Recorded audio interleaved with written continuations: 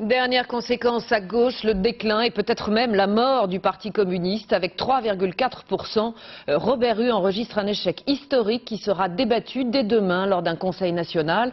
On parle déjà ouvertement de l'après Robert Hue, mais le problème est beaucoup plus vaste que cela. Stéphane Grand, Philippe Hernando. C'est un lendemain de premier tour qui déchante vraiment.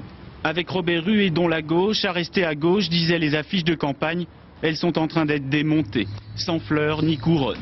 Robert Hue reste invisible, c'est désormais Marie-Georges Buffet qui assure l'intendance et donne les consignes de vote. Le Parti communiste français appelle à utiliser le bulletin de vote Jacques Chirac pour faire en sorte que le candidat Le Pen soit le plus bas possible. Hier soir, le parti a vécu un véritable cauchemar. Quand Robert Hue arrive, soutenu par Marie-Georges Buffet, il connaît son score, le plus faible d'un candidat communiste à l'élection présidentielle. Pourtant, en 1981, Georges Marchais pesait encore 15%. 7 ans plus tard, c'est André Lajoigny, mais il chute déjà à 6,8%. En 1995, Robert Hue remontait un peu la pente, mais hier, il a complètement dévissé à 3,41%.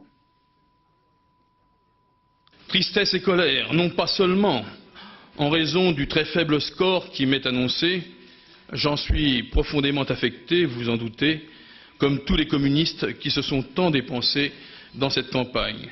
Les rares camarades présents place du colonel Fabien sont groggy, abattus par le score de l'extrême droite et celui de leur candidat. Je ne sais pas ce soir qu'est-ce qui m'attriste le plus, si c'est le score de Parti communiste ou si c'est la présence de Jean-Marie Le Pen au second tour.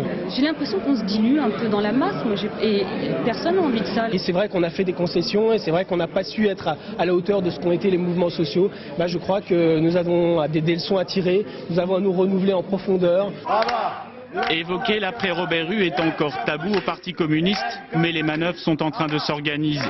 Et comme un malheur n'arrive jamais seul, les comptes sont dans le rouge, le PC a besoin d'argent.